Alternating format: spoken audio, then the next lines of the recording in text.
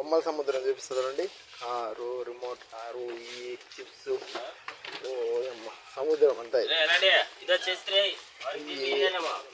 పెద్ద పెద్ద బొమ్మలు, కార్లు, ఎన్ని లగేజ్ తప్ప అంటే బిస్కెట్లు, పోయట్లేదు కైతాన్లు, దప్పు సుక్కడ.